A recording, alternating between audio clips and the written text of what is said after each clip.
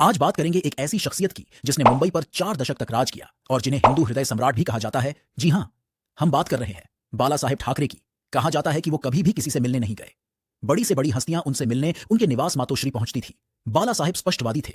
उन्हें कभी किसी का भय नहीं रहा। कहा जाता है कि 1990 के दौर में जब मुस्लिम माफिया मुंबई को अपनी गिरफ्त में ले चुके थे और दाऊद इब्राहिम आर्थिक राजधानी को अपनी मुट्ठी में ले रहा था, उस समय बाला साहेब ठाकरे ने मुस्लिम माफियाओं का खुलकर विरोध किया।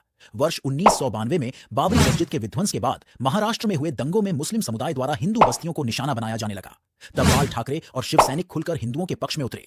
बाला साहेब ने इस तथ्य को कभी छुपाया नहीं, बल्कि गर्व के साथ इसे दुनिया के सामने रखा। उनकी छवि एक कट्टर हिंदू नेता के तौर पर रही और संभवत इसी वजह से उन्हें हिंदू हृदय सम्राट भी कहा जाने लगा था। उन्होंने कट्टरपंथियों को मुंबई से बाहर चले जाने को कहा था। खासकर वो बांग्लादेश से आने वाले मुस्लिम शरणार्थियों के खिलाफ थे। वहीं बाला साहेब ठाकरे की भाषण देने की शैली भी ऐसी थी कि जो भी उन्हें एक बार सुनता, उन्हें बार बार सुनने की इच्छा होती।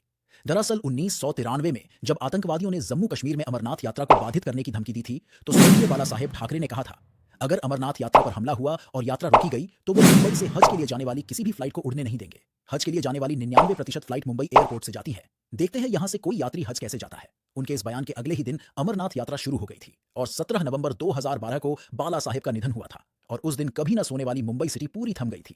पूरे मुंबई में सन्नाटे की लहर पसर गई थी।